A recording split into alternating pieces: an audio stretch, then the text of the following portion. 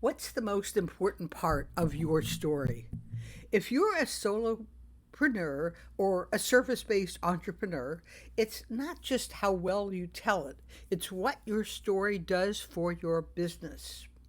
In this episode, we will look at the most important part of your story, your purpose in telling that story. We will ask the most important question you need to answer before you tell your story. So, welcome to Strategic Storytelling. I am your host, Kathy Goodwin, and today we're going to talk about the most important part of your story. What is your purpose? What does it do for your business? One of the first questions I ask my storytelling clients is, what are your goals for your story?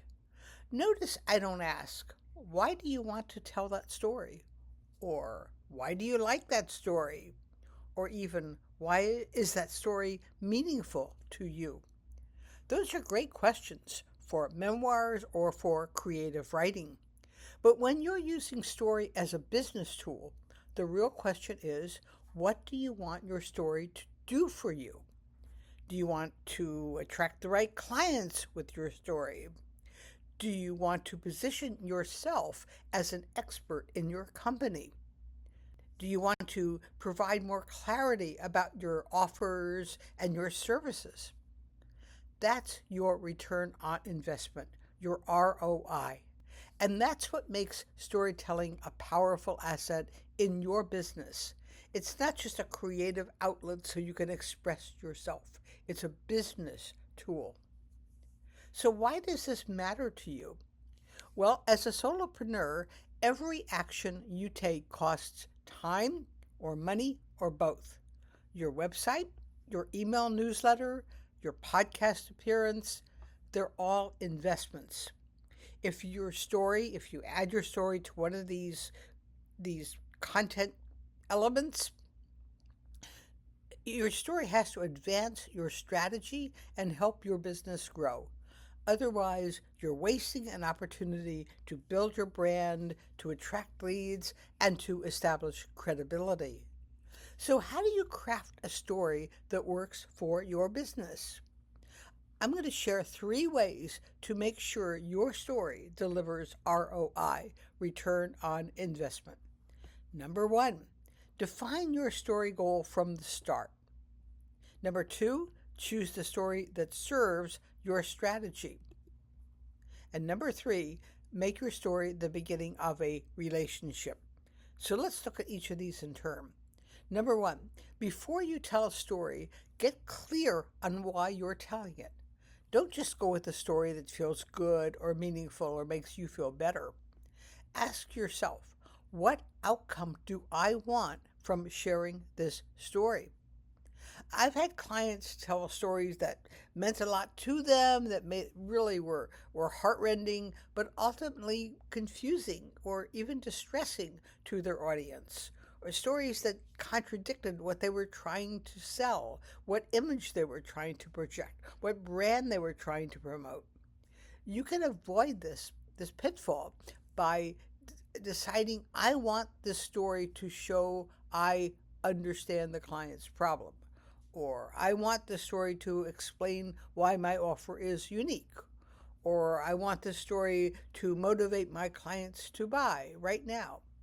And that shift in what you want the story to do will change everything.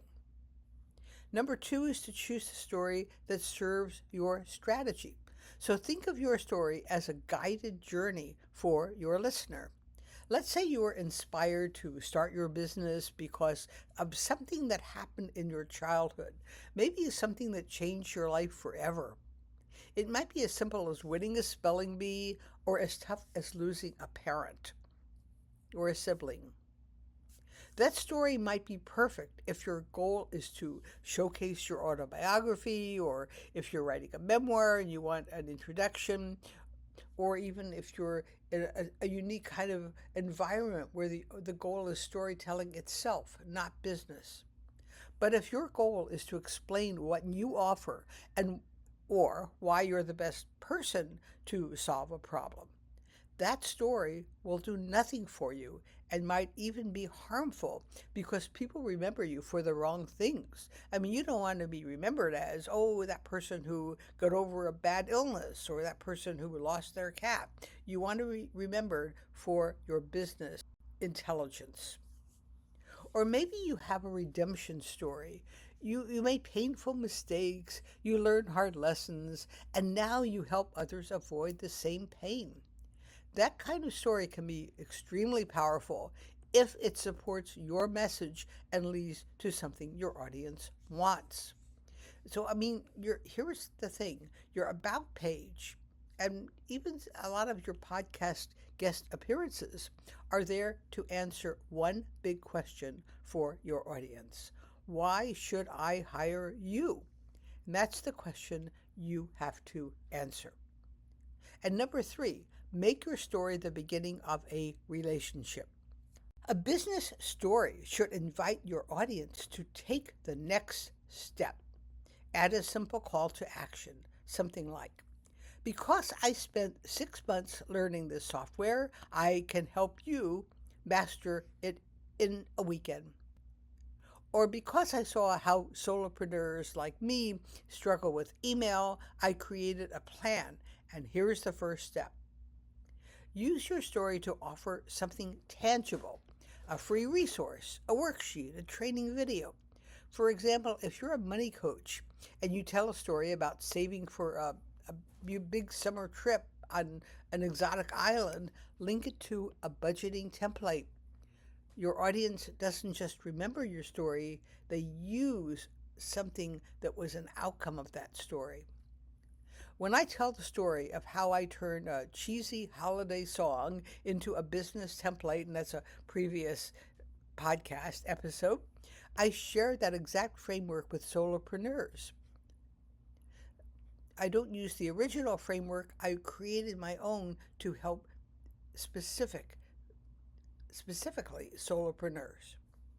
And that story makes it memorable, and the tool is what makes it extremely valuable and relevant to you as a solopreneur. Now, I'm giving you a bonus tip. Prepare your story before you need it. Think of three. I mean, you don't want to run around looking for stories when you're going somewhere or doing something. You want to have that story ready. So think of 3 times when you want to have a story ready to go. Maybe a networking event, a podcast interview, or a visit from a prospective client. Don't run around looking for a story at the last minute, and don't get stuck trying to tell the wrong story that will work against you. And that's why I created a free ebook, 3 stories you need to attract your next best client.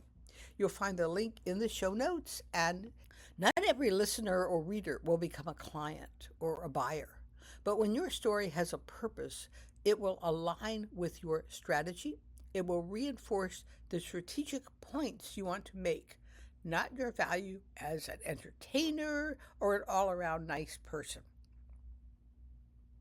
Your storytelling can become a valuable business asset with a high ROI. So let's make this happen. Thanks again for joining me today. Please visit my website, kathygoodwin.com. That's Kathy with a C, Goodwin has 2 O's, and you'll find all kinds of useful information.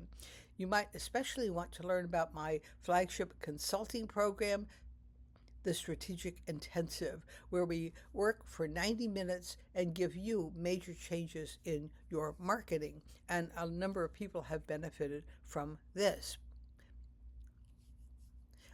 If you look in the show notes, I also have a link to my free report, currently free, 3 stories you need to attract your next best client, and other resources you can use to develop your storytelling for business as a solopreneur. I hope you leave a rating and a review. That's how we grow. Please leave a review, not on the website, but in Apple or Spotify, where lots of people can see it.